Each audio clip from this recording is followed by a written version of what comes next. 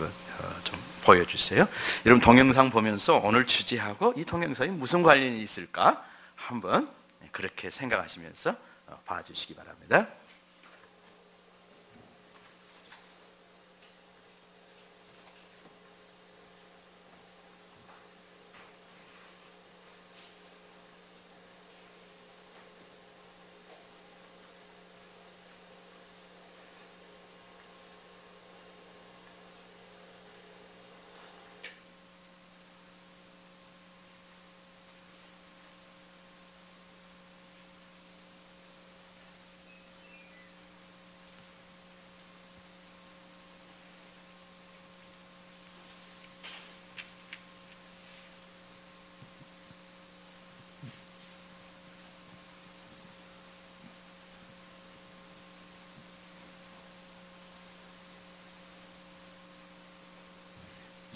이 동영상은 우리 국내 수양회, 광주교회, 부산교회, 그리고 우리 아산 소망교회 성도들이 함께 모여서 이렇게 우리가 즐거운 시간을 가졌고 정말 하나 되는 시간을 가졌었죠.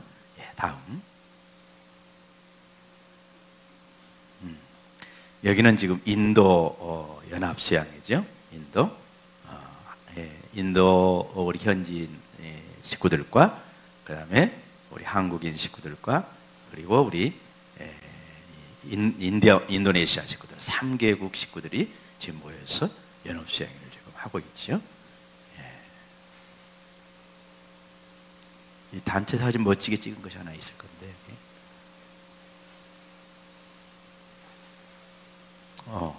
그거 단체 사진 찍은 게 안 나왔구나. 여기는 지금 인도네시아 저기도 3개국이 이상이 모였어요. 사실은요. 저기도 인도네시아 동역자들 모였고 우리 한국인 우리 동역자들 모였고 사실은 저기 보면은 그 호주에서 온 선교사님 부부가 계십니다.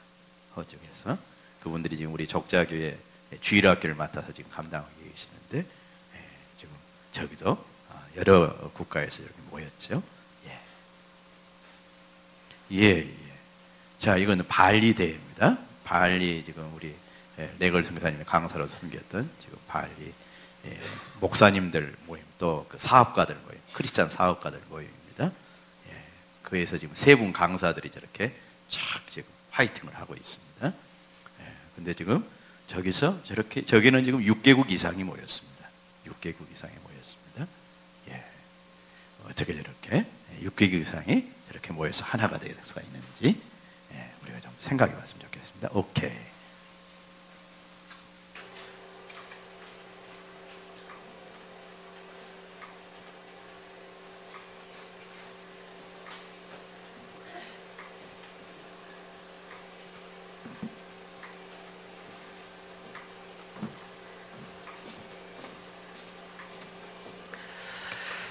성령이 어떻게 하나 되게 했는가? 전혀 이질적인 그런 문화권, 이질적인 성장 배경, 또는 어떤 이 사고체계, 이질적인 사고체계 속에서 또 그런 풍토 이런 속에 살고 있는 사람들이 어떻게 저렇게 하나가 될 수 있었을까?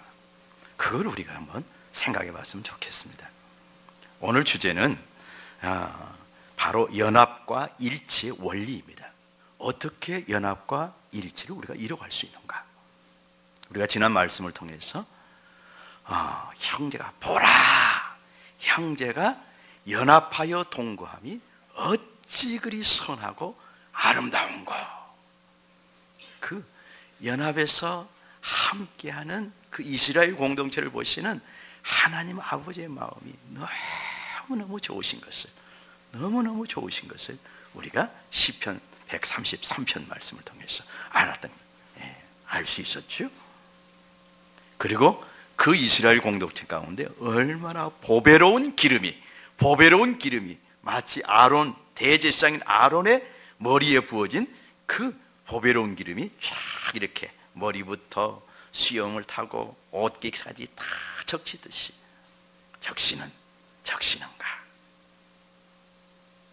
그리고 하나님께서 헐몬에 있으리 그 시온 산들을 시온산들 가운데 내리게 하시고 그곳에서 복을 명령하셨는데 그 복이 바로 영생이로다. 그 영생의 축복을 하나님께서 그 공동체 가운데 주시고 또 그 영생의 복을 온 세상으로 흘려보내는 놀라운 그런 비전을 주셨던 것을 볼 수가 있습니다. 연합과 일치를 향한 하나님의 마음, 그리고 하나님의 축복을 우리가 지난주 말씀을 통해서 보았습니다. 오늘은 그러면 그 아름다운, 하나님이 그렇게 선하고 아름답게 보시는 연합과 일치의 세계로 우리가 어떻게 나갈 수 있는가? 어떻게 나갈 수 있는가? 그 원리가 무엇인가? 여러분들 진짜 누군가하고 연합하고 싶잖아요. 그렇죠? 진짜 마음으로 하나 되고 싶잖아요. 그렇죠?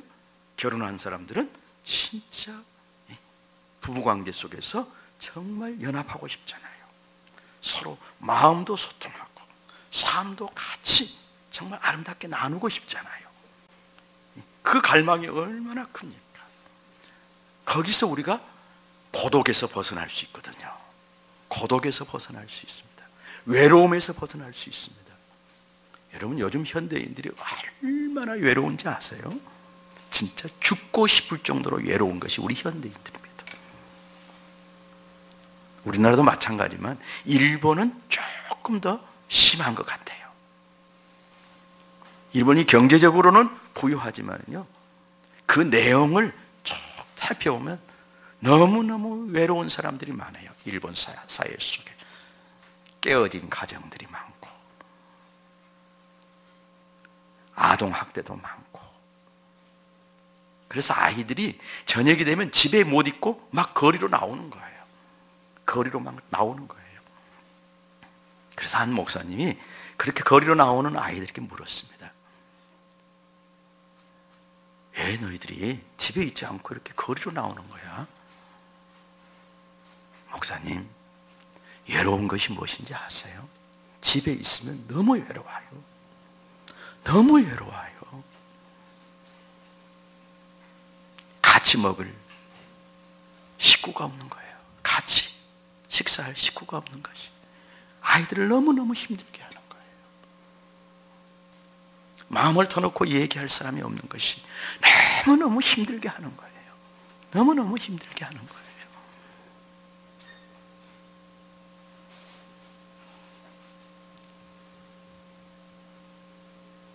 이것이 지금 우리 현대인들의 삶의 모습입니다.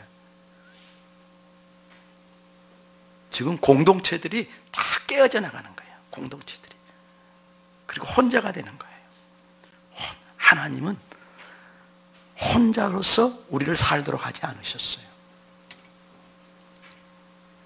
조금 죄송합니다만은 제가 철학자 이름을 하나 대면 마르틴 부버라는 철학자가 있습니다. 이 사람의 철학을 관계 철학이라고 합니다. 관계 철학. 하나님께서 인류를 창조하실 때 처음부터 관계를 맺으면서 살아갈 수 있도록 창조하셨다는 얘기예요. 나와 너로, 당신과 나로.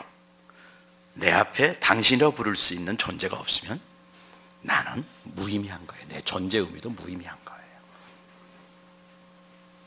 저는 제 개인적으로는 이 철학자의 관계 철학을 굉장히 좋아합니다. 좋아합니다. 유실론적인 철학이기도 하지만은, 그런데 그분의 말이 맞아요. 우리는 처음부터 창조할 때부터, 창조받을 때부터 아담 한 사람이 창조됐을 때 하나님이 뭐라고 하셨어요? 아담이 독처하는 것이, 혼자 거하는 것이 하나님 보시기에 선하지 못하다, 이렇게 말씀하고 계시잖아요. 그래서 창조하신 또 다른 창조, 바로 피조물이 누굽니까? 하와예요. 그래서 남자와 여자를 창조해서 같이 살도록 하신 거예요. 같이. 아담에게 하와는 나의 당신, 하와에게 아담은 나의 당신.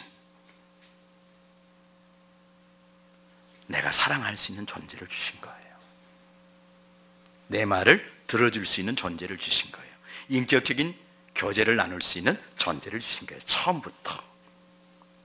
우리 인간은 그래서 혼자 살 수 있게끔 하나님이 짓지 않으셨습니다.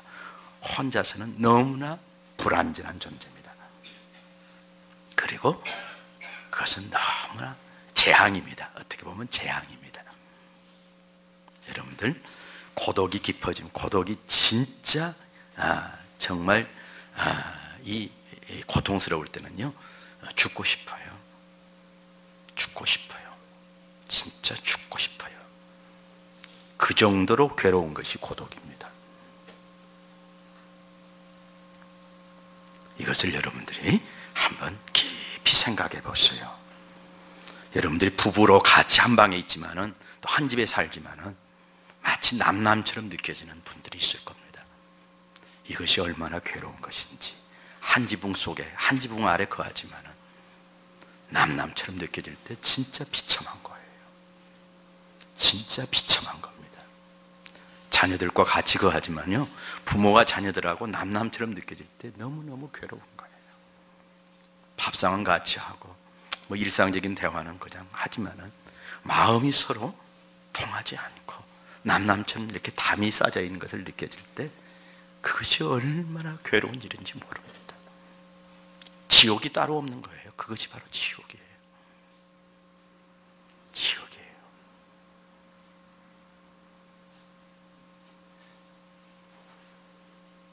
제가 이런 얘기를 하는 것은 바로 하나님은 우리를 처음부터 연합하면서 사는 존재로, 사랑하는 사람들이 같은 곳을 바라보며 같은 마음을 품고 교제하면서 정말 손을 잡고 같이 살아가는 존재로 우리를 빚으신 거예요. 제가 지금도 너무나 행복한 기억으로 제 마음속에 기억되고 있는 한 장면이 있는데, 그것이 우리 주아 할아버지하고 주아 할머니가 그때 생일이셨나요? 생일날이셨나요? 명절날이셨나요? 생일날이셨을 것 같은데, 이 앞에 나와서 두 분이 딱 안으셨어요. 딱 포옹을 하셨어요. 기억나세요? 잊어버리셨어요? 그거 사진 있죠? 찬희 사모님, 그거 사진 다 보여주세요. 아마 사진 있을 것 같은데. 아마 우리 주아 할머니는 주아 할아버지가 모르는 마음의 고통을 갖고 계셨을 거예요. 말은 안 하셨어도, 주아 할아버지가 천국에 만약 가신다고 하면, 예수 믿고 천국에 가신다면 나는 예수 안 믿고 지옥 가겠다, 이런 심정이 있었을 거예요, 아마. 우리 유교문학견에서 억눌리면서 살아왔던 우리 어머니들이 나중에 이제 노년에 남는 것이 그 마음이에요. 노년에 맨 눌리면서 이렇게 살아왔어요. 목에다 힘만 주는 남편 밑에서.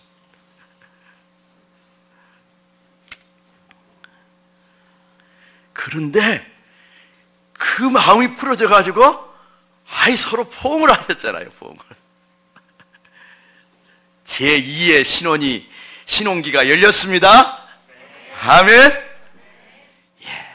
우리 주아 할머니 마음속에 하나님의 사랑이 임하면서 또 우리 교회에 풀어진 좋은 그런 마음들이 이렇게 부어지면서 마음의 상처가 아무니까, 죄송한 표현이지만 원수 같은 남편이 다시 용서가 되고 포옹이 되는 것입니다. 이게 바로 연합이고 일치인 것입니다. 우리에게 얼마나, 우리 가정, 우리 부부관계, 우리 부모와 자식 간에, 우리 가정에서 얼마나 연합과 일치가 필요한지, 우리 사회 속에서 연합과 일치가 얼마나 필요한지, 우리 대한민국의 연합과 일치가 얼마나 필요한지, 이것만 이루면 1등 국가 되는데 4년도 안 걸립니다. 4년도 안 걸려요. 그런데 그냥 다 칼갈이 싸우니 찢어져서 싸우고 서로 불신하고, 이 사회적인 경비가 얼마나 낭비가 되는지, 이게 답답한 것입니다. 이게 세상의 모습이에요. 세상의 모습이에요. 이게 마귀의 전략이기도 하고요. 마귀는 다 분리시키는 거죠. 다 뿔뿔이 흩어지고 싸우게 만드는 것이 마귀겠죠. 그래서 우리가 오늘 반드시 알아야 됩니다. 연합과 일치를 어떻게 이루어갈 수 있는가? 연합과 일치를 어떻게 이루어갈 수 있는가? 우리 부부관계 속에서, 자식과의 관계 속에서, 우리 성도들과의 관계 속에서, 우리 교회와의 관계 속에서 어떻게 연합을 이루어갈 수 있는가? 그리고 그 뒤에 우리가 사회적인 연합도 정말 교회가 권위를 가지고 추진할 수 있는 것입니다.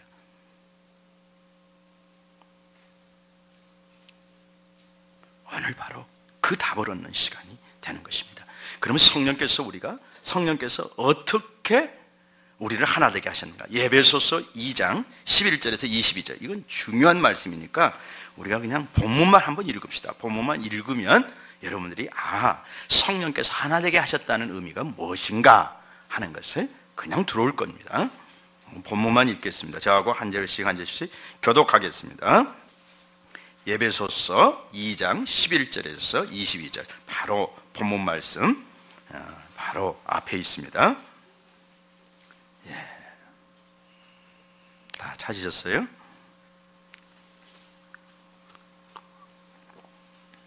본문의 내용은 지금 이방인인 이 예배소 성도들과 디아스포라 유대인인 그 유대인들과 하나님께서 함께 되신 이 그리스도 안에서 하나 되게 하신 그 얘기를 지금 하고 있는 겁니다. 그러므로 생각하라. 너희는 그때 육체로는 이방인이요 손으로 육체에 행한 할례를 받은 무리라 칭하는 자들, 이건 유대인들입니다. 유대인들로부터 할례를 받지 않는 무리라 정죄를 받고 칭함을 받는 자들이라.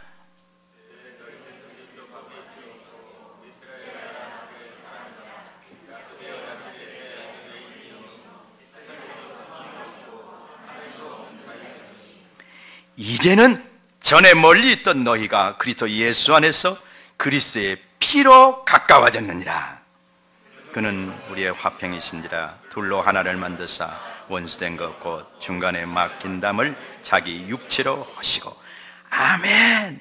그는 우리의 화평이신지라. 둘로 하나를 만드시고 원수된 것 중간에 막힌 담을 자기 육체로 하시고. 십자가에서 육체가 찢기심으로 하나님과 우리가 하나 되게 하시고, 또 이방인과 유대인들이 하나 되게 하셨다는 그 의미입니다. 법조문으로 된 계명의 율법을 폐하셨으니 이는 이 둘로 자기 안에서 한 세 사람을 지어 화평하게 하시고.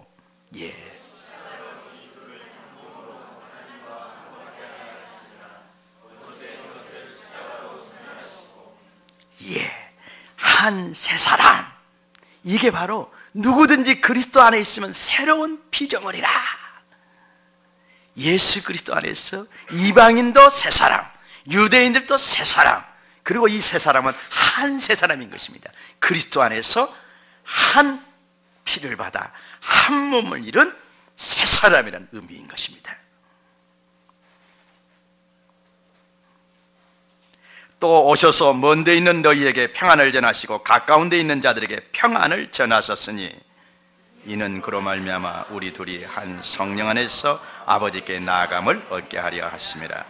그러므로 이제부터 너희는 외인도 아니요 나그네도 아니요 오직 성도들과 동일한 시민이요 하나님의 권속이라. 너희는 사도들과 선자들의 터 위에 세우심을 입은 자라. 그리스도 예수께서 친히 모퉁이 돌이 되셨느니라. 그의 안에서 건물마다 서로 연결하여 주 안에서 성전이 되어가고, 너희도 성령 안에서 하나님이 거하실 처소가 되기 위하여 그리스도 예수 안에서 함께 지어져 가느니라. 아멘. 예, 성령이 하나 되게 하신 사실을 이 말씀이 너무도 잘 나타내주고 있는 것입니다. 자, 그러면 연합과 일치의 원리를 성경은 뭐라고 말씀하고 있을까요? 2절 말씀을 자세히 보면은요, 사랑 가운데서 서로 용납하라 이렇게 나와 있습니다. 사랑 가운데서 서로 용납하라. 이 사랑의 개념은요, 이타적인 사랑이에요. 바로 타인을 위해서, 나의 너를 위해서, 나의 당신을 위해서 나를 희생해서 바로 타인의 유익을 위하는 아가페적인 사랑을 말하는 겁니다. 그 아가페적인 사랑 가운데서 서로 용납하는 것이 바로 연합과 일치로 나가는 첫째 원리라고 말하고 있는 것입니다. 그리고 이제 3절에서는 이 연합과 일치된 것을 어떻게 지킬 수 있는가 하는 답이 편안에 매는 줄로, 이것은 내가 다음에 또 주제로 다루겠습니다. 오늘은 앞부분, 서로 용납하라. 그러면 서로 우리가 어떻게 용납할 수 있는가? 사랑 가운데서 우리가 서로 어떻게 용납할 수 있는가? 이게 쉽지가 않은 것입니다. 그래서 바울이 구체적으로 사랑의 성품 3가지를 지금 언급하고 있는 거예요. 사랑의 성품 3가지를 언급하고 있는 것입니다. 본문 말씀을 그 원어를 이 원어적으로 조금 풀면은 이 말씀을 이렇게 말할 수 있습니다. 모든 겸손과 온유를 가지고 또 오래 참음을 가지고 사랑 가운데서 서로 용납하라, 이런 말씀이에요. 모든 겸손과 모든 온유를 가지고 그리고 오래 참음을 가지고 서로 용납하라. 사랑 가운데서 용납하는 세계는 3가지 사랑의 성품이 필요한데, 첫 번째 사랑의 성품이 겸손입니다. 겸손. 이 모든이라는 이 의미는요, 완전한 겸손을 말합니다. 완전한 겸손, 완전한 겸손, 완전한 온유를 말합니다. 완전한 온유. 두 번째는 완전한 온유, 완전한 온유. 세 번째는 오래 참음. 이 3가지 사랑의 성품이 있어야 바로 연합과 일치의 세계로 갈 수 있는, 서로를 용납하는 그런 우리가 덕을 행할 수 있다는 것입니다. 그 중에서 오늘 제가 겸손에 대해서 여러분과 나누고자 하는 것입니다. 성경 말씀에서는 모든 겸손이라고 이렇게 그냥 네 자로 지금 말하고 있죠. 근데 이 주제가 얼마나 중요하냐면요, 이 성경에 어떻게 보면은요, 이 처음부터 끝까지 이 겸손에 대해서 전부 다루고 있다고 봐도 과언이 아닙니다. 알겠습니까? 성경에 이 겸손이 바탕에, 이 성경의 바탕에 전부 흐르고 있는 거예요. 이 성경에. 그리고 그 겸손을 우리에게 가르치고 있는 것입니다. 그렇게 중요한 주제입니다. 자, 여러분, 겸손에 대해서 우리가 이해하기 전에 무엇을 먼저 좀 살펴봐야 될까요? 겸손의 반대는 무엇일까요? 예. 누가 말씀하시는지 축복합니다. 예. 겸손의 반대편에는 교만이 있습니다. 교만이 있습니다. 그래서 우리가 먼저 이 교만에 대해서 살펴보면은 겸손은 그냥 자연스럽게 드러납니다. 무엇이 겸손인지가 자연스럽게 이해가 되는 것입니다. 교만의 정의가 뭘까요? 바로 하나님과 사람 앞에서 스스로 자기를 높이는 것을 말하는 거예요. 노트하세요. 너무 중요한 겁니다. 교만의 정리, 하나님과 다른 사람 앞에서 자기를 높이는 것, 이것이 교만입니다. 교만입니다. 여러분, 교만한 사람 좋아요? 싫어요? 싫어져. 너무너무 싫죠. 그런데 모순이 뭐예요? 또 내가 또 교만하다는 거예요. 교만한 자를 싫어하면서 또 모순이 뭐예요? 내가 교만하다는 얘기예요. 내가 교만하다는 얘기. 아이고 짧고 이 육의 사람, 이 죄인, 타인이 교만한 것을 못 보면서도 자신의 교만한 것은 또 얼마나 잘 봅니까? 나는 교만할 만한 이유가 있어, 자격이 있어. 그러나 조금 깨닫는 사람은 어쩝니까? 그 모순이 내한테 있다는 것을 또 깨닫는 거예요. 사람들이 이 교만한 모습을 얼마나 싫어할까? 얼마나 싫어할까? 제 교만한 모습을 하나 소개를 하고자 합니다. 제가 군의관 시절에 처음에 계급장을, 중위 계급장을 달아줬습니다. 군의학교를 이제 다 수료하고 나니까 중위 계급장을 밥대기 2개라고 그럽니다. 군대 안 가보는 자매님들은 그 중위 계급장을 하고 이제 배치를 받았습니다. 그런데 이제 중위들이 많죠. 소대장들은 다 중위들이죠. 되게 소위 중위들이 다 소대장들이죠.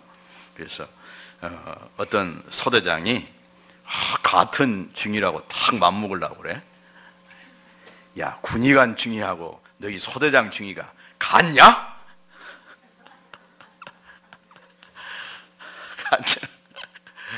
그러니까 이분이 그냥 황당해가지고 아이, 계급장이 중이면 같지 뭐.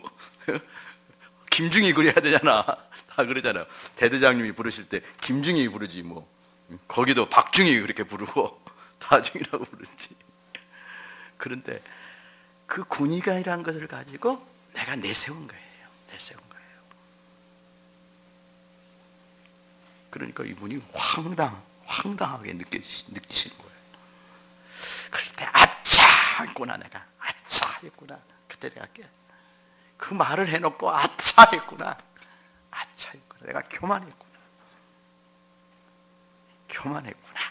그걸 깨달을 거예요.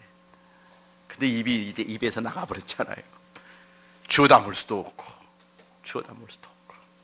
그래서 지금도 그분 보면 내가 죄송하고 미안하고 그래요. 광주 분인데, 우리가 이렇게 아주 순간순간 교만해지기 쉬운 존재예요. 교만해지기 쉬운 존재예요. 자기를 높이는 거예요. 자, 사단의 본성을 우리가 좀 볼까요? 자, 교만은 하나님의 성품입니까? 사단의 성품입니까?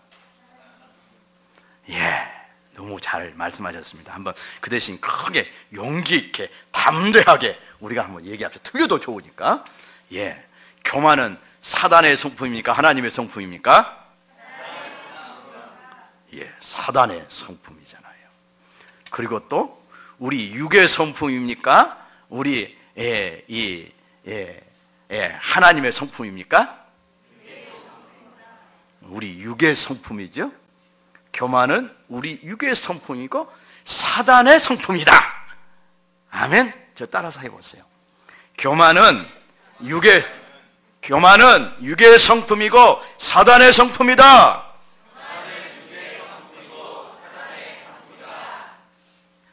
천사장 루시퍼가 있잖아요.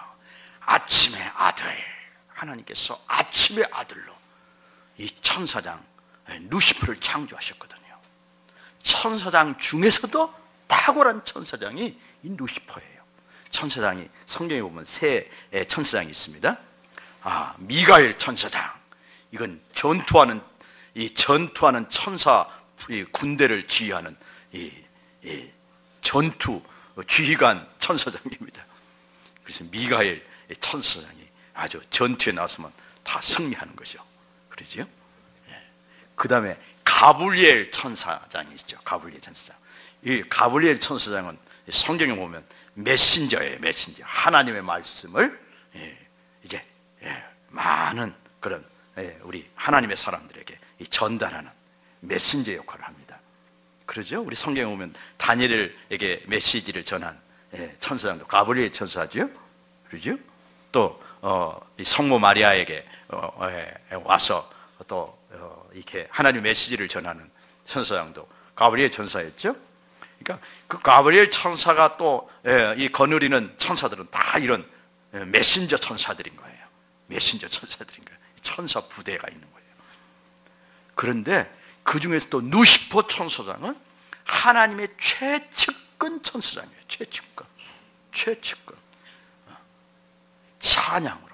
찬양으로 하나님을 영화롭게 하는 하나님의 보좌 옆에서, 그러니까 하나님의 그 영광의 보좌 속에, 영광의 이 하나님의 영광의 그 임재 속에서 항상 거하는 천사가 얼마나 영광의 광채를 발하는 존재입니까?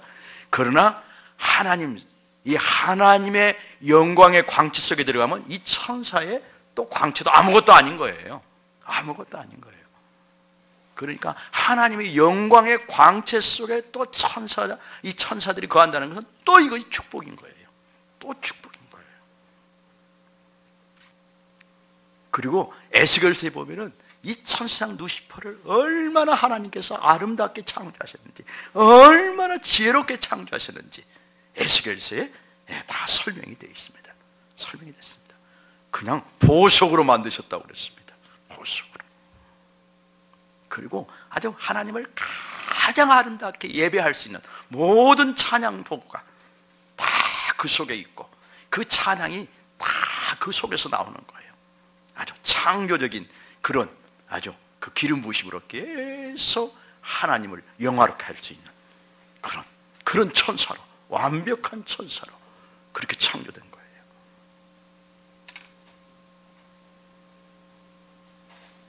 그런데 그 천사장이 타락했습니다. 우리 이사야서 12장 14장 12절부터 15절 아주 중요한 말씀이니까 우리가 한번 살펴보도록 하겠습니다.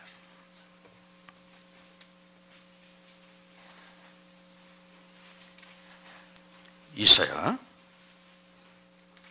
자, 예배 시간이 빨리 끝나기를 원하시면 빨리 찾으세요. 옆에서 좀 도와주세요. 성경을 좀 잘 찾는 분들이 항상 조금 좀 성경을 더디 찾는 성도님들 옆에 이렇게 골고루 같이 앉아주세요. 앉아주세요. 성경 찾는 것이 쉽지 않거든요. 쉽지 않거든요. 자, 다 찾으셨으면 자, 이사야 14장 12절부터 15절 말씀. 이사야 14장 12절에서 15절 말씀. 자, 우리 한 목소리로 천천히 같이 한번 읽어보도록 하겠습니다.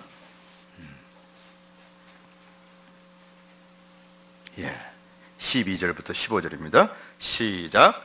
너 아침의 아들 계명성이여, 어찌 그리 하늘에서 떨어졌으며, 너 열굴 엎은 자여, 어찌 그리 땅에 찍혔는고. 네가 내 마음에 이르기를 내가 하늘에 올라 하나님의 뭇별 위에 내 자리를 높이리라. 내가 북극 지폐의 산 위에 앉으리라. 가장 높은 구름 위에 올라가 지극히 높은 이와 같아지리라 하는도다. 그러나 이제 네가 수월 곧 구덩이 맨 밑에 떨어짐을 당하리로다. 아멘. 세상에 하나님의 가장 아름다운 천사로, 또 가장 축복된 그런 자리에 임명된 그 천사장 누시퍼가 타락을 하는 거예요. 하나님과 비교했다. 하나님과 같이 되겠다. 하나님과 되겠다. 아담과 하와를 유혹했던 그 아담과 하와도 이 말에 넘어갔잖아요. 이 사단의 이 거짓말에 속았잖아요. 네가 하나님같이 때리라 하는 말에 속았잖아요. 근데 이게 사단의 성품이에요. 그래서 루시퍼가 하나님 앞에서 자기를 스스로 높인 것입니다. 세상에 천사는 완벽한 존재가 아닌가요? 우리 그런 의문 들잖아요. 어떻게 하나님의 그 영광 중에 거하는 천사가 하나님의 그 영광스러운 임재를 경험하면서 그 임재 속에서 살고 있는 천사가 타락할 수 있는가? 그런데요, 그게 하나님의 섭리예요. 하나님의 영광 속에 있어도 교만의 죄는 있을 수가 있다는 사실이에요. 교만의 죄는 여전히 남아있을 수 있다는 얘기야. 다른 죄들은 다 떠나갈 수 있어도 이 교만의 죄는 남아있을 수 있다는 얘기예요. 그래서 하나님의 종들이 큰 하나님의 사역을 하고 나중에 왜 타락한 이유가 여기 있는 거예요. 하나님의 영광을 그렇게 경험하면서 하나님의 권능을 그렇게 경험하면서 나중에 하나님부터 멀어지는 거예요.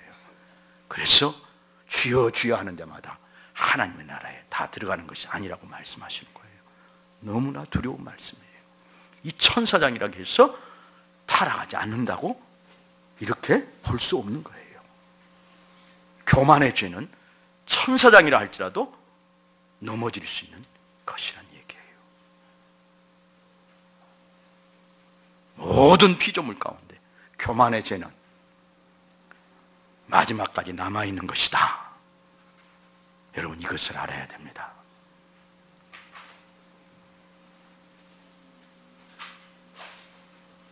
자기가 하나님 앞에서 자기를 높이는 교만의 죄가 이 천사장에게 틈타버린 거예요. 어떻게 해서 이렇게 교만이 들어왔을까요? 이 루시퍼라는 천사장이 자기 아름다움에 매료돼 버린 거예요. 자기 아름다움에 매료되는 그런 병을 우리가 병이라고 그래요. 의학적으로 병, 나르시즘이라는 병이라고 그래요. 나르시스가 이 우물물에 비친 자기 얼굴이 너무너무 아름다운 거예요. 너무너무 매력적인 거예요. 그래서 그 자기의 아름다움에 매료돼서 교만해져서 생긴 병이 나르시즘이라는 병이에요. 이 루시퍼가 그 병에, 그 죄에 걸려든 거예요.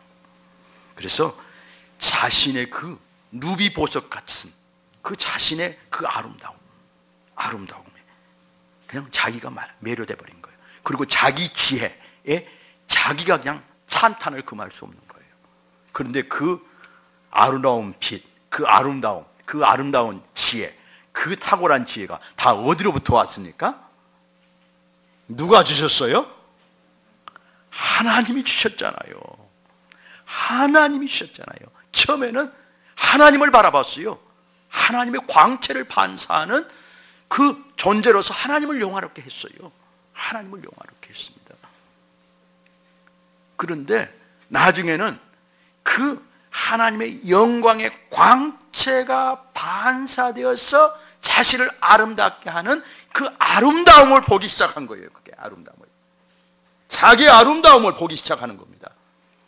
자기의 아름다움을 보기 시작하는 것입니다. 이 눈의 초점이 하나님을 바라보는 것이 아니라 자기의 아름다움을 바라보기 시작한 겁니다. 자기를 바라보기 시작하는 것입니다. 그리고 자기에게 빠지기 시작하는 것입니다. 그러니 너무너무 아름다운 거예요. 자기 지혜가 너무너무 탁월한 거예요. 그것이 바로 교만으로 가는 길입니다. 여러분들이 여러분의 아름다움을 바라보기 시작하면 여러분은 타락합니다. 조성기라는 우리 대표적인 이 작가가 에덴의 불칼이라는 책을 쓰셨는데, 그 에덴의 불칼이라는 책 내용 중에 한 아리따운 여주인공이 나옵니다. 여주인공이 나옵니다. 이분이 숭실대학교 교수이시기도 하고 그래요. 그런데 그 아름다운, 제가 아주 오래전에 읽었던 책이기 때문에, 대학 시절 그때 읽었던 책이기 때문에 상당히 오래된 책일 거예요, 여러분들. 근데 그 아름다운 자매 주인공이 나와요. 근데 그 얼굴이 너무 아름답게 묘사가 돼요. 아름다운 주인공이에요. 근데 이 자매가 자기 아름다움에 취해가지고 교만해지는 거예요. 교만해지는 거예요. 그래서 그냥 이 예쁘지 않는 사람은 그냥 사람도 아닌 것처럼 취급하는 거예요. 교만해가지고 목에다 힘을 딱 주고, 그냥 마음도 교만해지고, 행동에서도 이제 교만한 행동이 나오는 거예요. 그런데 어느 날 이 아름다운 여주인공이 화상을 입어버립니다. 얼굴에 화상. 꼭 우리 이 지선이 같이, 우리 지선 양과 같이 화상을 입어버리고 그 아름다움을 한순간에 다 잃어버립니다. 잃어버립니다. 그리고 정말 비참해, 자신을 정말 비참해하는 그 묘사가 그 책에 잘 나와 있습니다. 자기의 아름다움을 보기 시작하면 바로 타락하는 것입니다. 교만해지고 타락하는 것입니다. 여러분들이 여러분의 능력을, 내한테 이런 능력이 있어, 이런 탁월한 능력이 있어, 이렇게 시작하고 여러분의 능력을 보기 시작하면 교만해지고 타락하는 것입니다.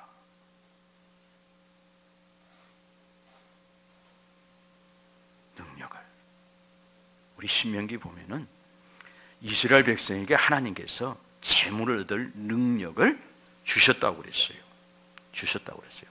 그런데 그 다음 말씀에 보면은 내가 주었는데 너희들이 그 재물을 얻을 능이 내한테서 나왔다 할 것이다. 너희들이 반드시 그렇게 할 것이다 라고 말씀하셔요. 적과 꿀이 흐르는 가나안에 들어갔을 때 그 재물 얻을 능력이 나에게 있도다 할 것이다. 하나님께서 이렇게 경고를 하셔요. 그런데 이 경고의 말씀을 다 잊어버리고 진짜 그렇게 돼요, 이스라엘 백성이. 그래서 하나님을 떠나버려요. 적과 꿀이 흐르는 땅에서 부요해지니까요, 하나님을 떠나버려요.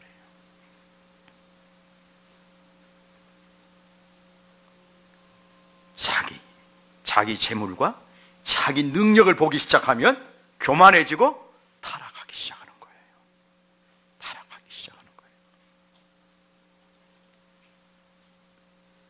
이건 여러분들이 꼭 명심하십시오. 또 자기 명예, 자기 권력을 보기 시작하면 이제 타락하기 시작합니다. 그것이 하나님으로부터 왔다는 것을 바라보면, 하나님을 바라보면서, 하나님을 그 권력 자리에서도 하나님을 바라보면 삽니다. 요셉이 그랬잖아요. 요셉이, 다니엘이 그랬잖아요. 다윗이 그랬잖아요. 그 권력의 자리에 앉아있지만은 하나님을 바라보고 하나님의 자기가 어떤 자였는데 이 권력을 주셨는가, 이스라엘의 주권자가 되게 하셨는가, 총리가 되게 하셨는가 하는 것을 깨달으면서 바라보고 있을 때 그들은 겸손한 자리에 머무를 수가 있었습니다. 하나님을 바라보면 교만해지지 않습니다. 그러나 하나님을 바라보는 그 눈을 이제 하나님에게서 떼버리고 자기를 바라보기 시작하면 이제 교만해지기 시작하는 겁니다. 사랑하는 여러분, 교만해진다는 것을요, 꼭 목에다 힘주는 것을 말하는 것은 아닙니다. 여러분들이 여러분을 바라보고 좌절하고 절망하고 나는 이것밖에 안 돼 하고 열등감 갖고 위축되고 들어 눕는 것도 바로 교만해서 뿌리는 교만하고 같은 것입니다. 뿌리는 교만하고 같은 것입니다. 자기를 바라보는 것입니다. 그러니까 어쩝니까? 교만하고 같다는 얘기가 이해하겠어요? 그 사람이 만약 뭔가 갖게 되면은, 가진 자가 되면은 금방 교만으로 올랐었잖아요. 그러지 않겠어요? 나는 왜 이렇게 가난해? 가난한 내 현실을 바라보면서 나는 왜 이렇게 가난해? 그리고 하나님을 원망하고 불평하는 거예요. 자기만 바라보는 거예요. 자기만 바라보는 거예요. 그때 이제 부자가 되면 어쩌겠습니까? 자기를 바라보는 시각이 변치 않았기 때문에 이제 곧바로 교만해져 버린 거예요. 그래서 하나님 떠나는 거예요. 이 교만에서 정말 비참한 상황 속에서 하나님의 은혜로 이제 그 비참한 상황에서 벗어난 사람들이, 교만해지지 않는 사람들을 저 자신부터 시작해서 한 사람도 없어요. 제가 경험한 사람들이 다 교만해졌어요. 다 교만해졌어요. 교만해졌습니다.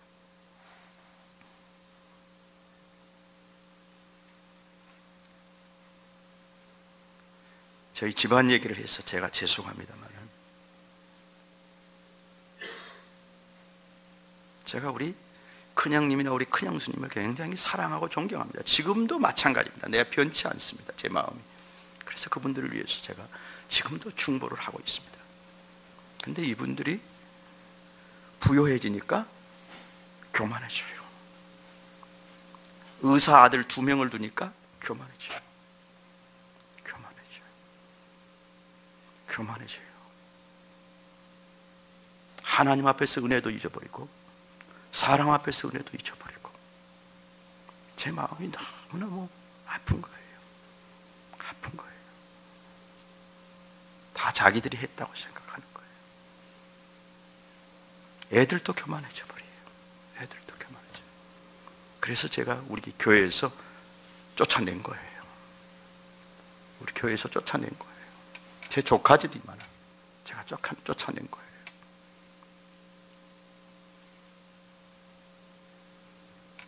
그것이 애들을 살리는 것이기 때문에 언젠가는 깨닫고 하나님 앞에 엎드려질 수 있기 때문에.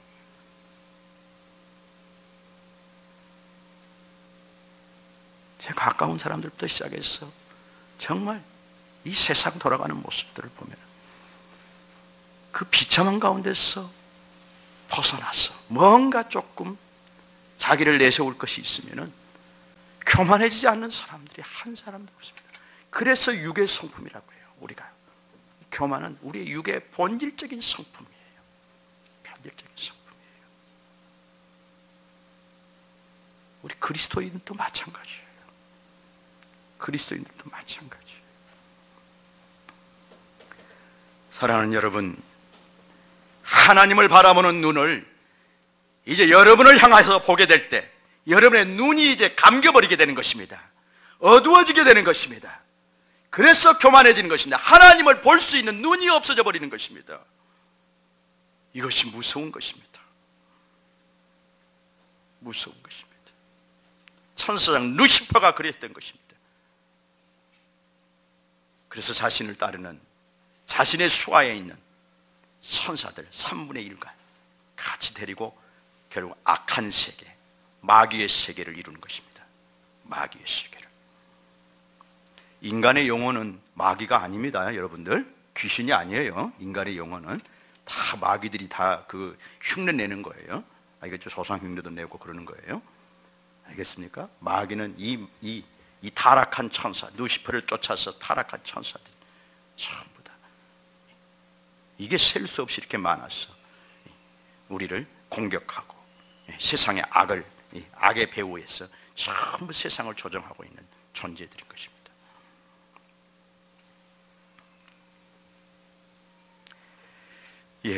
그래서 하나님이 가장 증오하는 죄가 바로 이 교만입니다.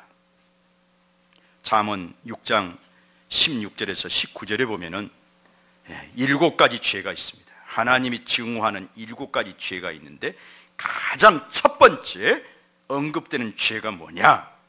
바로 여호와께서 미워하시는 것, 곧 그의 마음에 싫어하시는 것이 7가지니, 옛 7가지라고 나와 있어요. 7가지니 첫째는 교만한 눈이라. 교만한 눈, 거짓된 혀, 무죄한 자의 피를 흘리는 손, 악한 계교로 계교를 꾀하는 마음, 빨리 악으로 달려가는 발, 거짓을 말하는 망령된 증인, 형제 사이를 이간하는 자. 이 7가지 죄 중에서 하나님이 가장 첫째로 증오하는 죄가 무엇입니까? 교만한 눈이라고 표현했어요. 자기를 바라보는 눈, 자기를 바라보는 눈, 자기를 바라보는 눈, 교만한, 그것이 교만하게 만드는 것입니다. 야고보서 4장 6절에는 하나님이 교만한 자를 물리치시고 겸손한 자에게 은혜를 주신다 하였느니라. 베드로전서 5장 5, 6절에는 젊은 자들아 이와 같이 장로들에게 순종하고 다 서로 겸손으로 허리를 동이라. 하나님은 교만한 자를 대적하실 때 겸손한 자들에게는 은혜를 주시느니라. 교만한 자를 대적하신다. 하나님이 대적하신다는 거 꼭 명심하십시오. 그래서 패망의 선봉은, 여러분들이 한번 큰 소리를 하십시오. 패망의 선봉은 교만이다. 자, 한번 우리 큰 소리로 외칩시다. 패망의 선봉은 교만이다.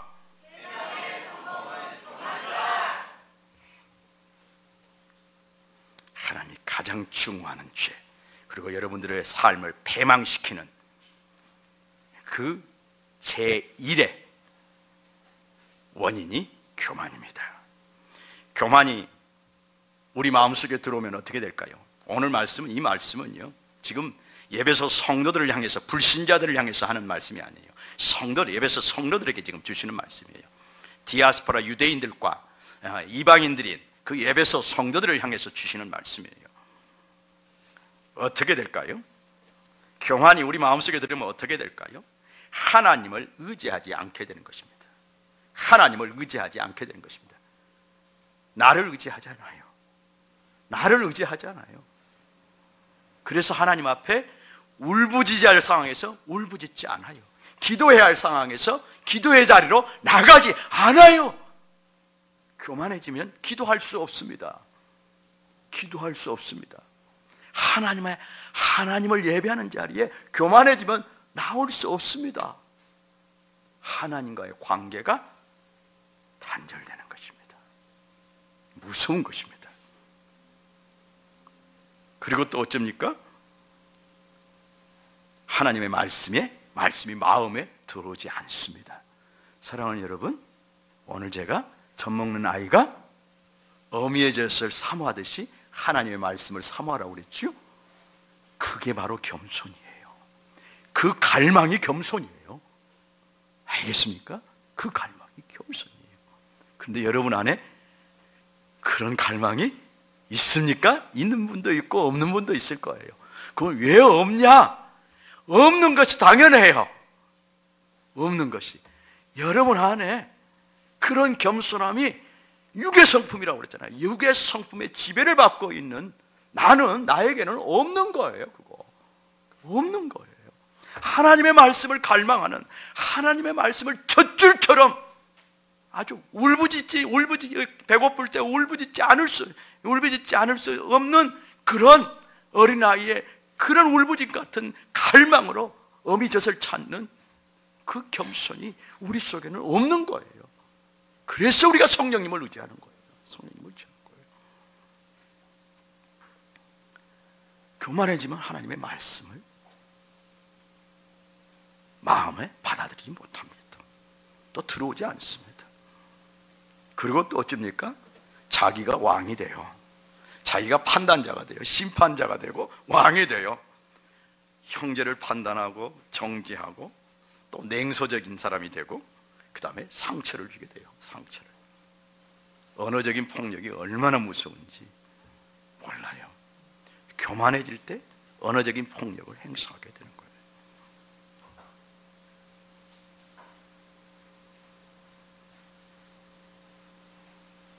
그리고 결국에는 내 마음도 황폐해지고 내 삶도 결국 패망하게 되는 것입니다. 패망하게 되는 것입니다. 그러면 하나님은 교만한 자를 어떻게 다루시는가? 교만한 자를 어떻게 다루시는가? 우리 신명기 8장 2절 3절 말씀을 한번 여러분들 노트에다 잘 기록해 놓으세요. 제가 읽어 드릴 테니까. 신명기 8장 2, 3절 말씀입니다. 교만한 자를 어떻게 다루시는가? 내 하나님 여호와께서 이 40년 동안에 내게 광야길을 걷게 하신 것을 기억하라. 모세가 지금 이스라엘 백성들에게 하는 말입니다. 이는 너를 낮추시며 너를 시험하사 네 마음이 어떠한지 그 명령을 지키는지 지키지 않는지 알게 하심이요, 너를 낮추시며 너를 줄이게 하시며 또 너도 알지 못하며 내 조상들도 알지 못하던 만나를 네게 먹이신 것은 사람이 떡으로만 사는 것이 아니요 여호와의 입에서 나오는 말씀으로 사는 줄을 네가 알게 하심이더라. 알게 하심이더라. 하나님께서 교만한 자를 어떻게 다루십니까? 낮추시며 그랬습니다. 여러분을 낮추시는 하나님의 사랑의 손길이 있다는 데서 소망을 가지십시오. 여러분이 교만해진 대로 그대로 방치해버리면, 하나님이 그대로 방치해버리면 여러분은 소망이 없습니다. 여러분을 기다리고 있는 것은 지옥 불구덩이밖에 없습니다.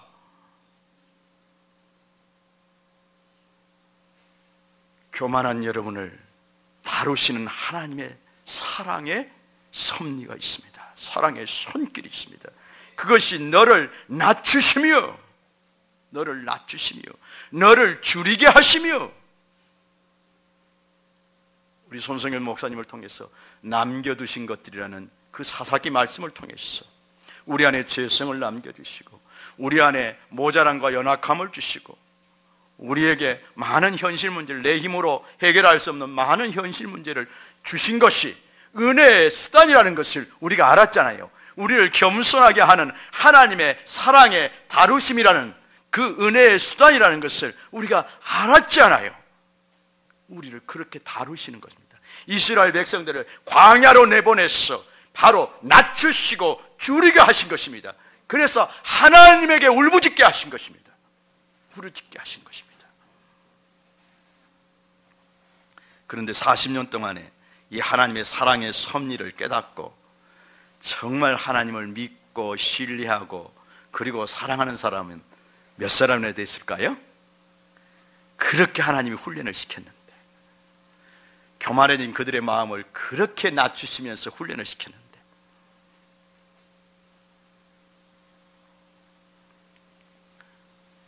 가나안에 들어간 여호수아와 갈렙만 하나님을 온전히 쫓았다고 했습니다.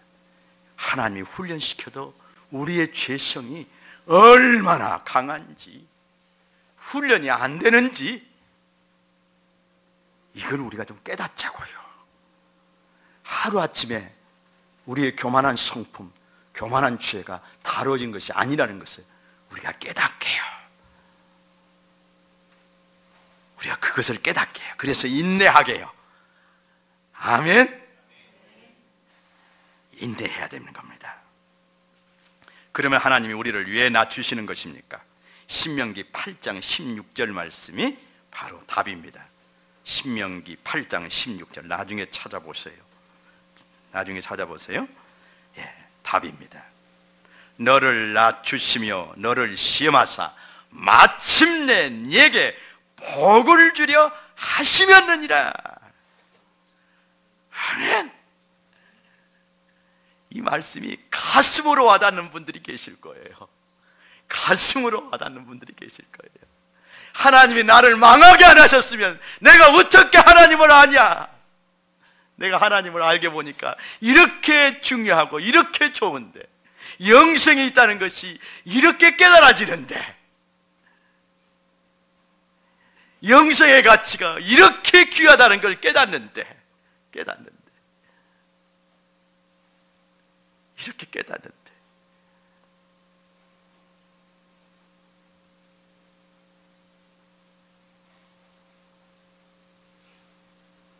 마침내 네게 복을 주려 하시면느니라. 우리 좀 큰 소리로 아멘 해볼까요? 조금 좀 힘들어도 우리가 좀 갑시다. 예? 좀 힘들죠? 예? 자, 어깨를 좀 펴세요. 자, 조금 움직이세요. 예, 너무 중요한 것이라서 교만이 이렇게 지금 광범위해요. 지금 뭐 1시간 설교 말씀으로 다 설명할 수가 없어요. 설교할 수가 없어요. 조금 기지개도 치시고. 근데 너무 중요한 겁니다. 지금 하나님이 우리를 낮추시는 이유, 우리를 겸손하게 하시는 이유, 바로 복을 주려 하십니다. 아멘. 아멘. 아멘. 예, 아멘. 이 정도 하면은 여러분 겸손이 뭔지 좀 깨달아질까요? 겸손이 이제 본론으로 들어갈 거예요. 이제 겸손해서, 이제 모든 겸손해서 이제 말씀할 거예요. 할렐루야. 할렐루야. 주여 5분 만에 끝내주십시오. 지난번 주일처럼 내가 5분 만에 또 끝날 수도 있는 거예요. 겸손의 정의, 하나님 앞에서 자기를 낮추는 것이다. 겸손의 본질적인 정의는요, 하나님 앞에서 있는 것입니다. 알겠죠? 아까 교만이 하나님을 바라보는 눈을 자기를 바라보는 쪽으로 바꾼 것을, 거기서부터 시작된 것을 말했잖아요. 그래서 우리가 하나님 앞에서 자기를 낮추는 것, 그건 하나님을 바라본다는 것입니다. 우리가 하나님 앞에 서면은 내가 얼마나 죄인인지, 그 하나님의 영광스러움 앞에, 하나님의 그 존귀하심 앞에 내가 얼마나 낮고 천한 자인지, 하나님이 안 계시다면 내 인생이 정말 먼지와 같이 허무한 자라는 것을 하나님 앞에서 깨닫는 거예요. 그래서 하나님 앞에서 자기를 낮추는 것을 본질적인 겸손이라고 말하는 겁니다. 여러분, 사람 앞에서 겸손해지는 것은요, 그것은 진정한 겸손이 아니에요. 겸손해질 수 없습니다. 알겠죠? 겸손해질 수 없는 거예요. 이것을 이제 현대적인 용어로 잠깐 좀 풀어서 말씀드리면, 낮아진 마음의 태도이며 하나님과 다른 사람을 향해 낮아진 마음이다. 자, 저를 따라서 해보세요. 야, 우리 소정아, 조금 집중하자. 너 학교에서 보는 것보다 너무 중요한 지금 말씀이야. 학교에서는 좀 가르치지 않는 거야. 너 교만해져서 패망해도 차이가 안 줘, 학교 선생님들은. 그건 네가 한 것이지. 그래. 근데 교회에서만이 교만을 다루는 거예요. 교만도 우리 교회에서 제가 이렇게 정확히 다루지, 일반 교회에서는 교만 문제 드러내지 못합니다. 왜? 성도들이 듣기 싫어하니까. 그러나 그것이 죽음이에요, 여러분들. 죽음이에요. 교만에 대해서 잘 이해해야 돼요. 교만은 낮아지는 마음의 태도이며 하나님과 다른 사람을 향해 낮아진 마음이다. 여기서 남을 낮게 여기는 마음이 나오는 거예요. 나보다 형제를 낮게 여기는 것, 나보다 자매를 낮게 여기는 것, 그 마음이 나오는 거예요. 겸손할 때 나오는 거예요.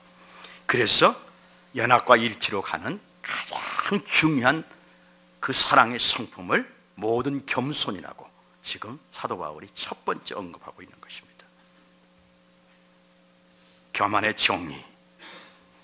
두 번째, 모든 겸손은 하나님의 속성이며 하나님으로부터 온다.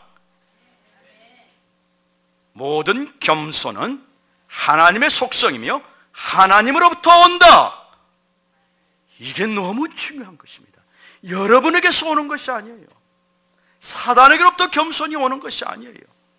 우리의 육의 성품과 사단의 성품이 바로 교만입니다. 그래서 교만은, 모든 겸손은 하나님의 속성이며 하나님으로부터 온다. 이것을 우리가 정확히 깨달아야 됩니다.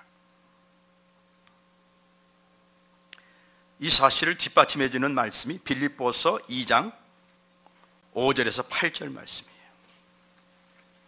예배소 다음에 있습니다. 한번 다시 찾아봅시다. 중요한 말씀이니까. 빌립보서 2장 5절에서 8절 말씀.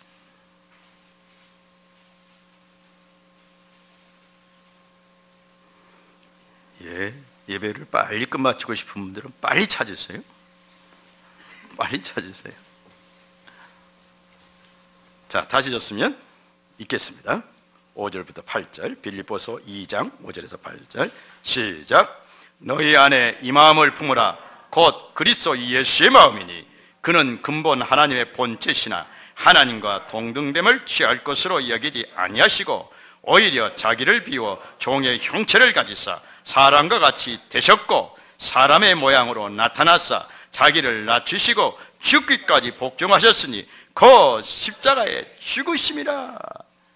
사람의 모양, 우리와 똑같은 사람으로 이 땅에 오신 그리스도 스스로 낮아지신 거예요. 그리고 십자가에서 당신의 생명을 내어주신 것, 하나님 앞에서 자신을 복종시키신 거예요. 이것이 모든 겸손인 것입니다. 완전한 겸손인 것입니다. 이 완전한 겸손이 우리에게는 없는 것입니다.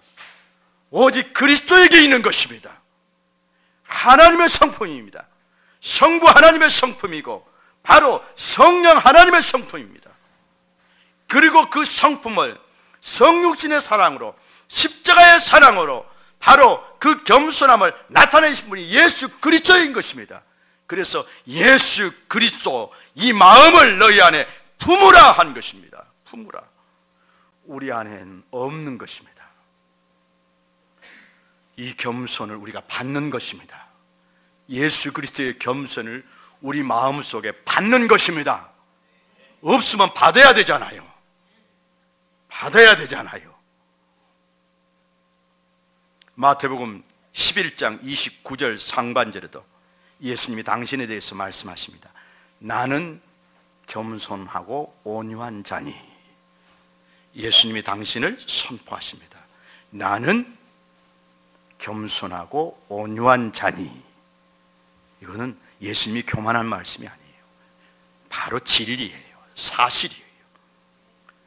예수 그리스도만이 온전한 겸손, 여기서 말하는 모든 겸손을 가지신 유일하신 분이십니다.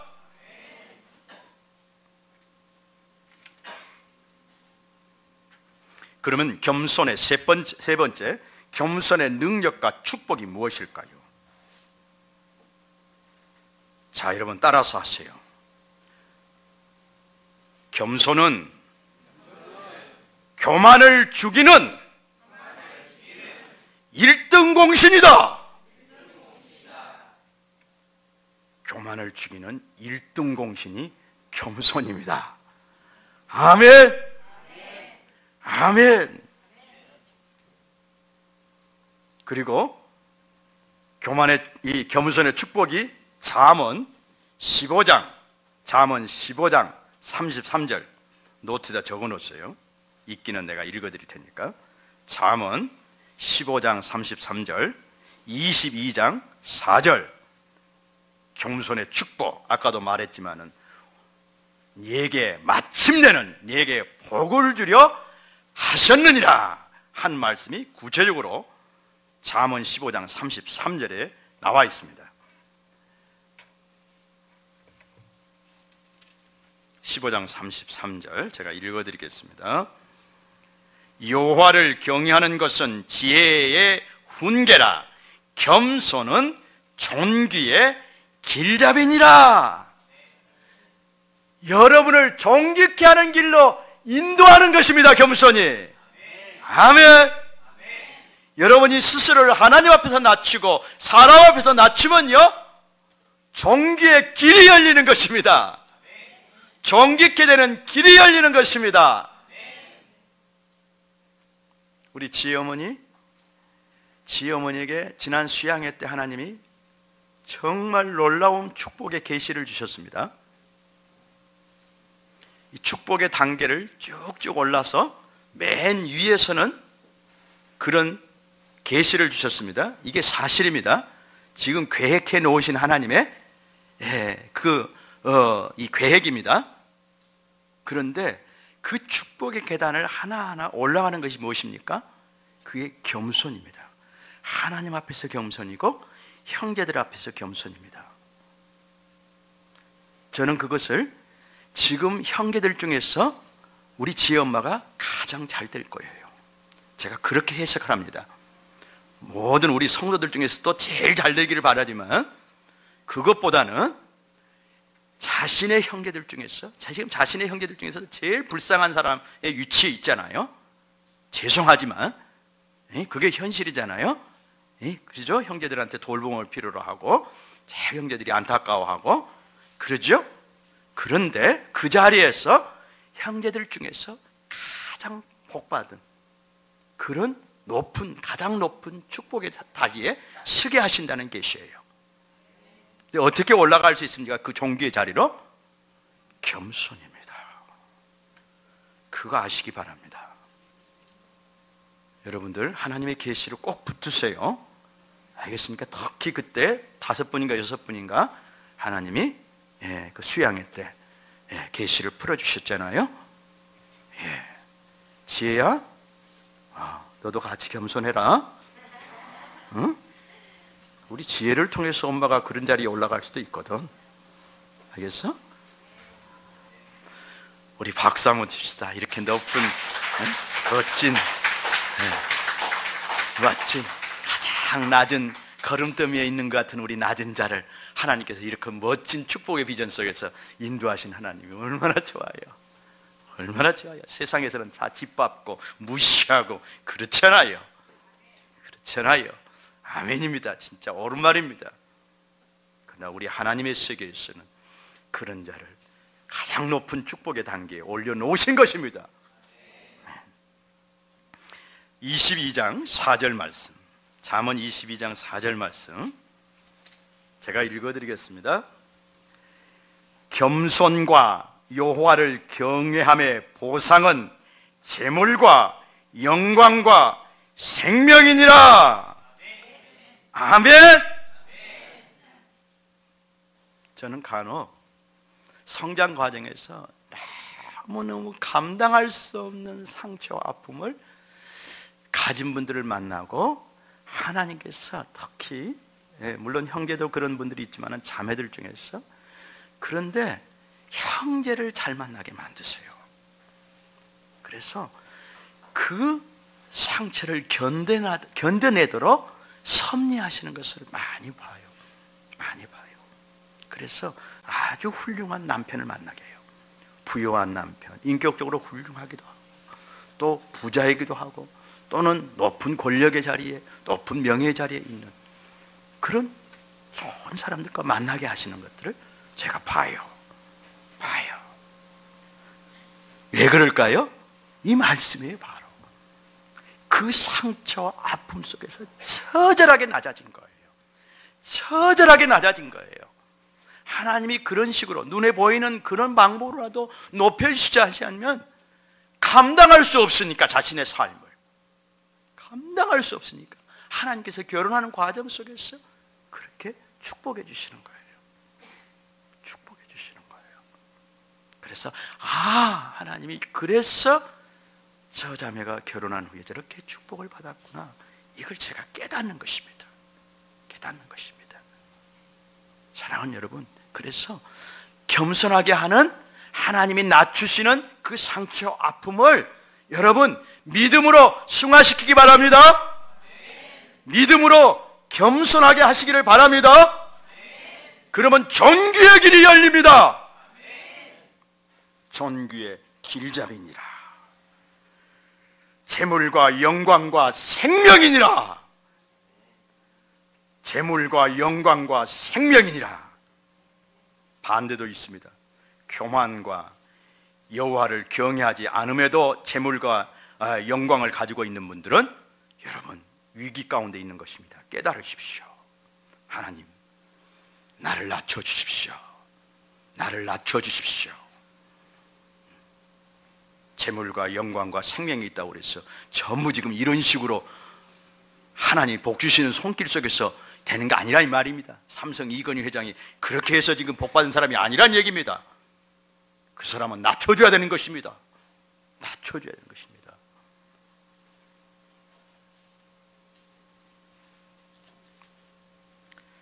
겸손의 능력과 축복입니다. 이렇게 놀랍습니다. 네 번째, 겸손 훈련을 받은 믿음의 선진들에 대해서 잠깐 언급하겠습니다.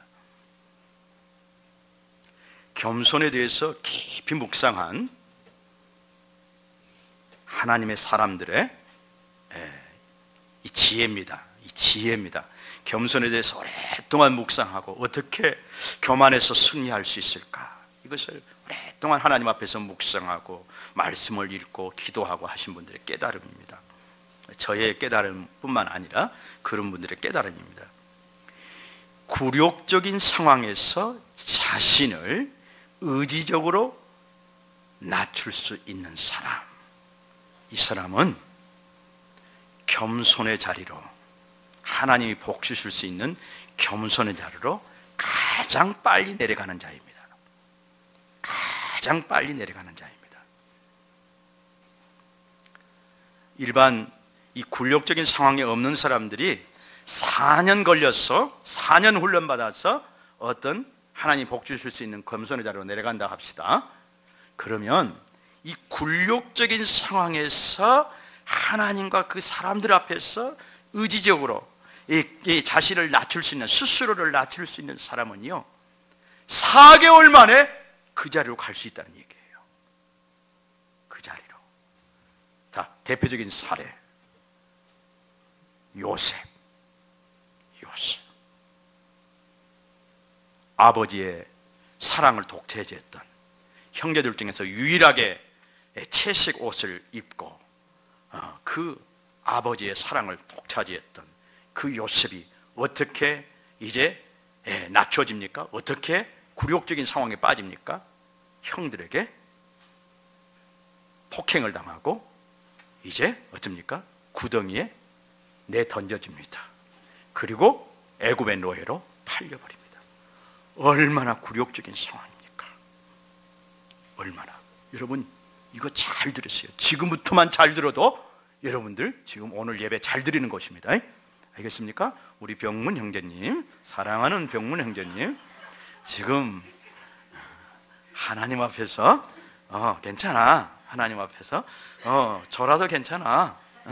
그런데 내가 너무 사랑해서 지금 부른 거야. 내가 너무너무 사랑해서 부른 거야. 알겠어? 오해하지 마라. 알겠죠? 그리고 우리 지금 성도님 조금 웃었어도 격려하는 웃음이야. 알겠어? 사랑하는 웃음이고 격려하는 웃음이야.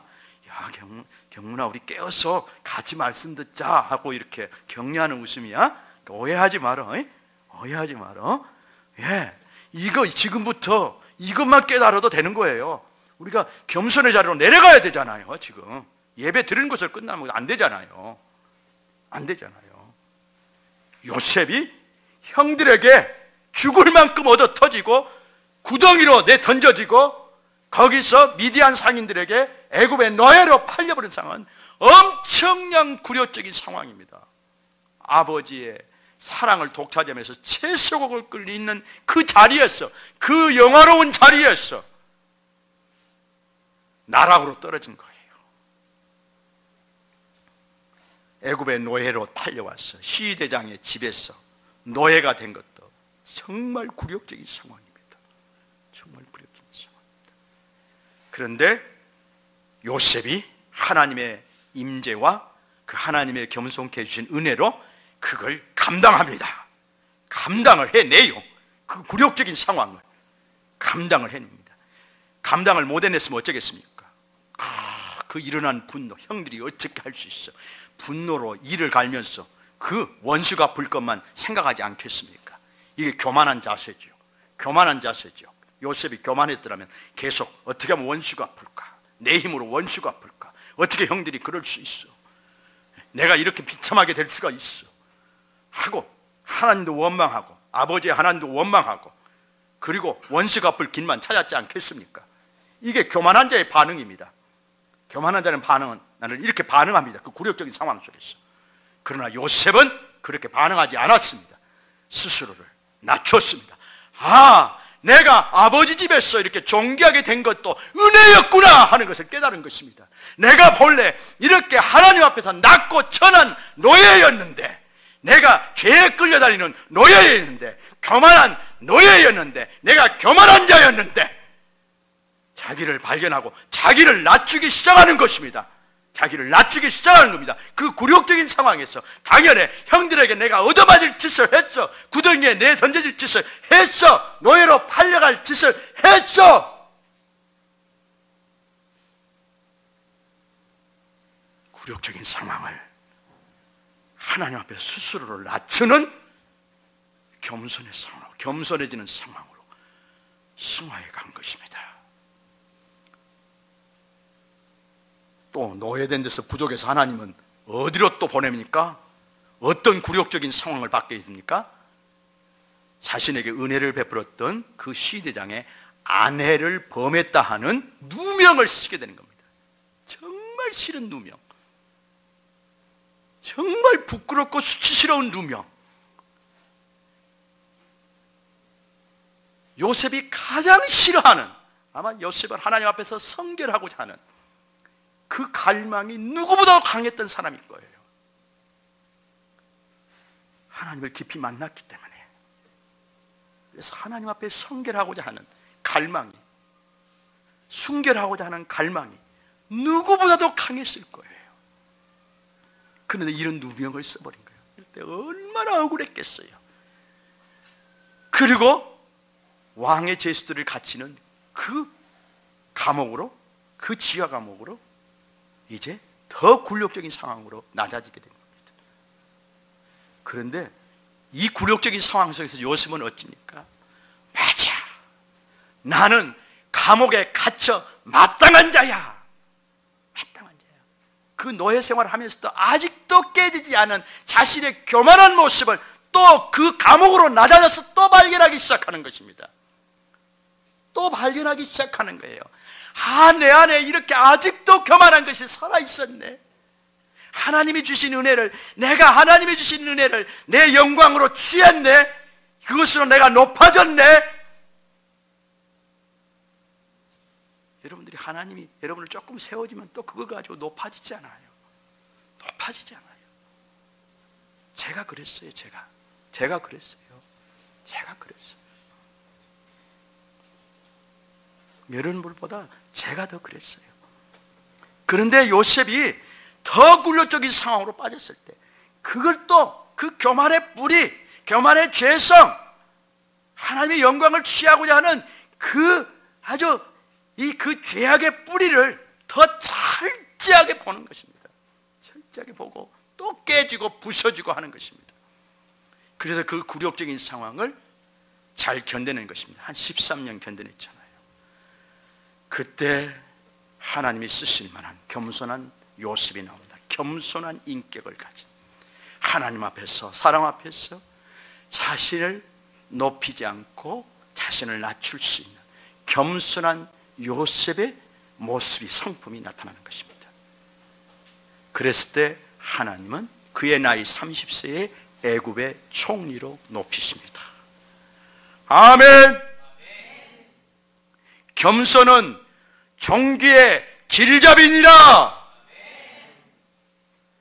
굴욕적인 상황을 그가 14년 동안 잘 감당했을 때, 정말 잘 감당했을 때, 나이 30에 가장 강대국이었던 애굽의, 이집트의 총리 자리, 그 왕의 고백대로 너보다 높은 것은 나의 보좌, 권위뿐이라, 모든 실권은 너에게 있다 할 정도로 높이셨습니다.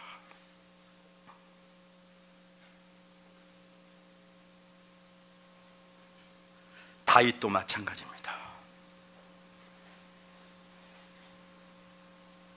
왕이 되기까지 다윗을 하나님은 사정없이 굴욕적인 상황으로 그 사울이 죽인 자는 천천히요, 바울이 이 다윗이 죽인 자는 만만이라고 이렇게 백성들 앞에 칭송을 받던 그 다윗을 하나님은 하루아침에 어찌입니까? 굴욕적인 상황으로 몰아넣어 버립니다. 다윗의 그 사울 왕의 시기심을 통해서, 시기심을 이 통로로 해서, 수단으로 해서 다윗을 정말 굴욕적인 상황으로 이제 빠뜨립니다.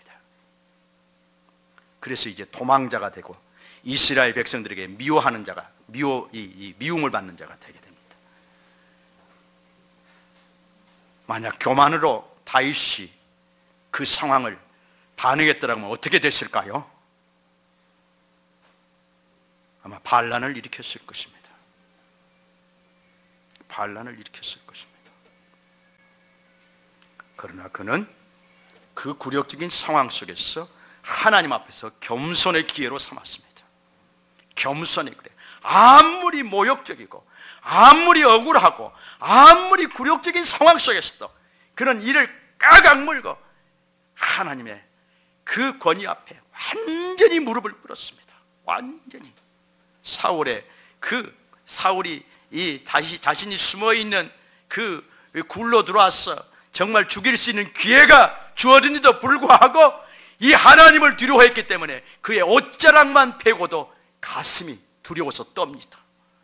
하나님 앞에서 자신을 그렇게 낮추는 그런 상황으로 자신을 훈련시켜 가는 겁니다. 훈련시켜 가는 겁니다. 그리고 끝까지 자신의 원수인 사울왕을 자신의 손을 대지 않습니다. 하나님 앞에서 자신을 낮추고 사울왕 앞에서 자신을 낮춥니다. 낮춥니다. 그럴 때 하나님께서는 10년 정도의 그 굴욕적인 상황으로 그를 낮추시고 10년 후에는 이제 남쪽 유다 지파의 왕이 되게 하십니다. 나이 30회. 바로 그 10년간의 하나님의 낮추시는 훈련을 통하여서 어떻습니까? 왕이 될 수 있는 성품, 그 성군이 될 수 있는 성품을 하나님이 길러내시는 거예요. 그리고 이제 7년 6개월이 더 이제 다듬으신 후에 통일 이스라엘의 이제 왕이 되게 하십니다. 아멘. 다윗이 어떻게 그렇게 어린 나이에 왕이 될 수 있었을까?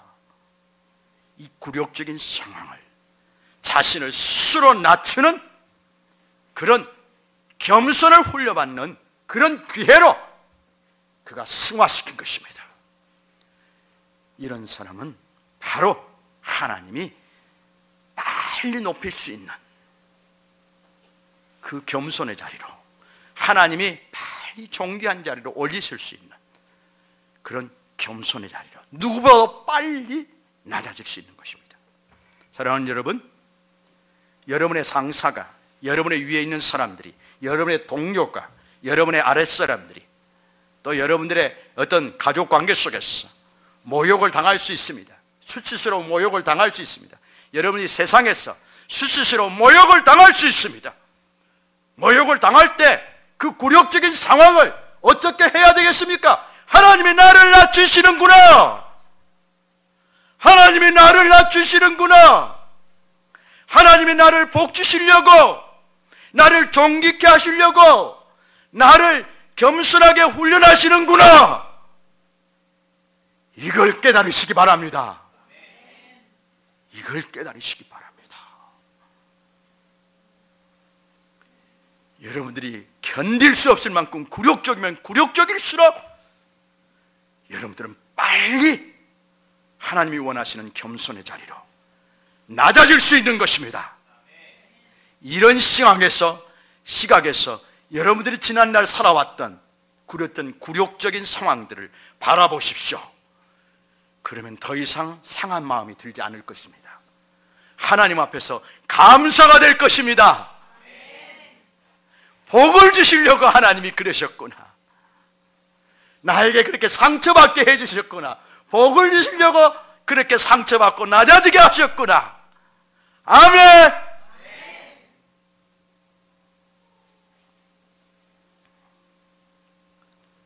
바울이요, AD 59년에는요, 계략적인 연대입니다. 고린도전서 15장 9절에 보면 나는 사도 중에 지극히 작은 자다. 사도의 자격이 없는데 사도가 되어서 이 12사도, 그 12사도 외에 자신도 이제 사도가 됐는데 그 사도라 칭함받기를 정말 합당치 않는 자다, 이렇게 고백합니다, 자신은. 그리고 이제 5년이 지납니다. AD 64년경.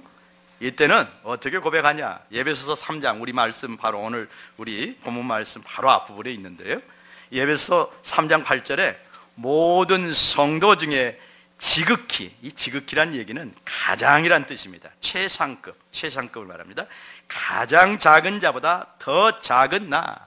우리 소 목사님도 그 고백하시던데 나는 아직 이 세계로 못 들어갔습니다. 바울의 이 고백의 세계로 아직 못 들어갔습니다.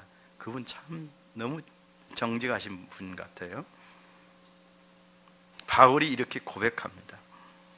이제는 사도 중에 지극히 작은 자가 아니라 모든 성도 중에 지극히 작은 자보다 더 작은 자, 작은 나, 그걸 깨닫고 그렇게 고백합니다.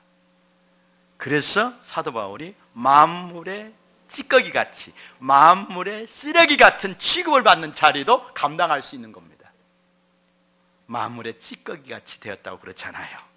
그래서 음식물 쓰레기같이 됐다는 얘기예요, 여러분들. 여러분들 그런 자리로 가면은 감당할 수 있겠어요? 내 교만한 자아가 막 일어났어. 아주 억울했어. 그냥 미쳐 죽을 지경이잖아요. 아마 저는 그럴 것 같아요. 근데 바울은 이 고백을 하면서 만물의 찢기의 자리로 낮아집니다. 그리고 AD 65년에는 1년 후에는 이제 순교하기 바로 직전이죠. 디모데전서 1장 18절에 어떻게 고백하느냐? 죄인 중에 내가 괴순이라. 이제는 이 작은 성도라, 이 더 작은 성도라 칭함받을 수도 없는 죄인이었다는 얘기, 죄인 중에 괴수였다는 고백입니다. 자기 발견을 철저히 해가는 거예요. 그의 신앙이 깊어갈수록, 신앙이 깊어갈수록. 여러분들에게 이러한 역사가 일어나기를 주의 이름으로 축원합니다. 그럼 어떻게 우리가 스스로 겸손해질 수 있는, 이 굴욕적인 상황에서도 이렇게 낮아질 수 있는 그런 겸손의 자리로 나갈 수 있을까요?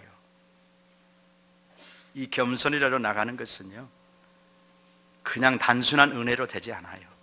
또 성령의 기름 부음 받았다고 되지 않아요. 성령의 기름 부음 받았다고 되지 않아요. 겸손은 아까 사랑의 성품이라고 그랬잖아요. 사랑의 성품이라고 그랬잖아요. 이 성품은 성령의 열매라고 말하고 있잖아요. 성령의 열매다. 사랑은 성령의 열매지요. 고린도전서 13장에 나타난 사랑은 성령의 열매입니다. 그 열매 중에, 그 성령의 열매로 맺히는 그 사랑의 성품 중에 제일 된 성품이 이 모든 겸손입니다. 모든 겸손입니다. 어떻게 이 모든 겸손의 세계로 나갈 수 있을까요? 그것이 바로 그 비결이 하나님의 임재 가운데로 나가는 것입니다. 하나님의 영광의 광채를 경험하는 것입니다. 그래서 여러분들에게 제가 강조하는 것이 바로 그겁니다. 여러분들, 우리 예배가, 이 예배가 하나님의 임재가 있어야 됩니다. 하나님의 영광스러운 광채의 임재가 있어야 됩니다. 내가 무릎을 꿇을 수밖에 없는 그 하나님의 영광의 임재가 있어야 됩니다. 그 임재를 경험할 때 우리가 다리가 후들후들 떨리면서 무릎이 꿇어지는 것입니다. 하나님의 영광 앞에, 영광 앞에. 이번 부흥성의 마지막 시간 때 아마 무릎을 꿇으신 분들이 계실 거예요. 우리 정계남 우리 그 명예권사님도 와서 그냥 앞에 와서 그냥 푹 그냥 쓰러지시더라고요. 쓰러지시더라고요.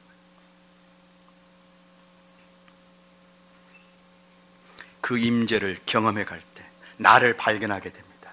하나님의 사랑을 더 깊이 이해하게 되고, 거기서 그 하나님이 주신 은혜도 더 깊이 깨달아가게 되고, 그리고 하나님의 뜻도 이해하게 되고, 그리고 그 하나님의 사랑의 성품을 반영하게 되는 겁니다. 모세가 40일 동안 시내산에 있을 때 그의 얼굴 꺼풀에 하나님의 영광을 반영하잖아요. 그래서 이스라엘 백성들이 그 영광의 광채가 너무 두려웠잖아요, 이스라엘 백성들이. 그러니까 모세가 수건으로 가리고 나가잖아요. 그와 같이 우리가 하나님의 영광스러운 임재 가운데 나갈 때 하나님의 사랑의 성품을 우리가 반영하게 됩니다. 그리고 낮아지게 됩니다. 요셉과 다윗이 하나님 앞에 엎드렸습니다. 하나님의 임재, 임마누엘의 그 은혜 가운데서 하나님의 임재를 계속해서 경험하게 됩니다. 요셉도 그러고 하나님이 함께 하셨더라. 다윗이 어쩝니까? 내 앞에 계시는 주님, 바로 내 앞에 계신 주님, 당신이 나의 충만한 기쁨이요, 내 우편에 계신 당신이 나의 영원한 즐거움입니다. 다윗은 항상 자신의 면전에서 주님을 바라봤습니다. 하나님을 바라봤습니다. 사랑하는 여러분, 그래서 주일 예배만 이렇게 드리지 마시고 수요 예배도 사모하시고 새벽 예배도 사모하시고 니에미아 기도회도 사모하십시오. 그리고 가장 이 금요 예배, 금요 심야 예배 시간에 여러분들이 하나님의 임재를 경험할 수 있습니다. 가장 강력하게 경험할 수 있습니다. 하나님의 영광을 가장 강력하게 경험할 수 있습니다. 거기서 여러분들이 깨어지고 부서지는 것입니다. 하나님이 낮아지는 상황으로 몰아넣지 않아도 그분의 임재 속에서 그분의 성품을 경험해 가면서 그분을 바라보게 되면서 여러분들이 낮아질 수 있는 것입니다. 여기에 투자하십시오. 여러분들이 세상 것에 투자하는 것, 그것보다 더 많은 시간과 더 많은 정성을 들여서 여러분을 정말 존귀하게 하시는, 존귀한 길로 인도하시는, 그 겸손의 자리로 인도해서 하시는 하나님의 임재를 사모하십시오. 그분의 얼굴을 사모하십시오.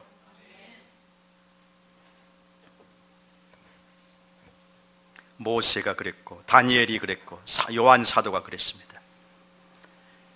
하나님의 영광스러운 임재를 그들이 경험할 때 죽은 자같이 그들이 엎드려졌습니다. 다니엘도 그랬습니다. 죽은 자같이 엎드려졌습니다.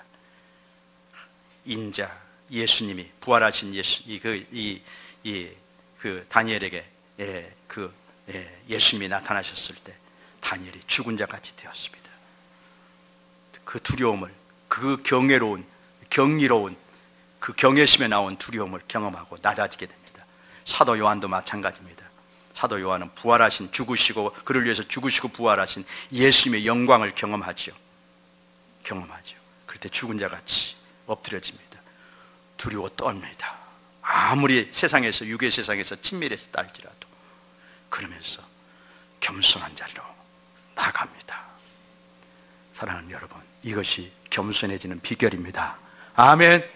여러분들이 이렇게 예배를 사모여 나아가는 것부터 시작해서 이것도 너무 귀한 것입니다. 그러나 여기서 조금 더 한 발자국, 두 발자국만 더 가십시오. 한 세 발자국만 더 가십시오. 그래서 하나님의 영광의 임재 속으로 들어가십시오.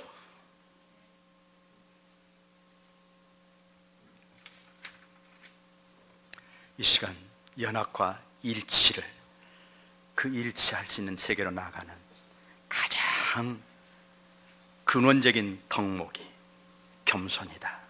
예수 그리스도의 그 성육신하신 겸손, 십자가에서 하나님 앞에서 바로 죽기까지 복종하셨던 겸손, 그 겸손이었다. 그 겸손 때문에 저와 여러분이 생명을 얻었습니다. 이제 우리가 이 겸손을 가슴에 품고 마음에 품고 더 낮아진 자리로 갈 수 있기를, 그래서 연합과 일치를 이룰 수 있기를, 내 옆에 있는 형제와 자매를 나보다 더 낮게 여기는, 그리고 그러므로 용납하는 형제에 있는 모습, 자매에 있는 모습 그대로를 정죄하거나 판단하지 않고 그대로 있는 모습을 그대로 용납하고, 그리고 사랑으로 이렇게 격려하고 칭찬하고 또 하나님 앞에 나가서 중보하고, 그런 겸손한 사람들이 되기를 주의 이름으로 축원합니다. 네, 우리 에베소서 4장 2절과 3절 말씀 읽고 마치겠습니다. 시작. 모든 겸손과 온유로 하고 오래 참음으로 사랑 가운데서 서로 용납하고 편안에 매는 줄로 성령이 하나 되게 하신 것을 힘써 지키라. 아멘. 예배 시간이 너무 길었는데 다음부터는 가급적 12시 반 이전에 끝마치도록 하겠습니다. 기도해 주십시오. 잠깐 기도하겠습니다.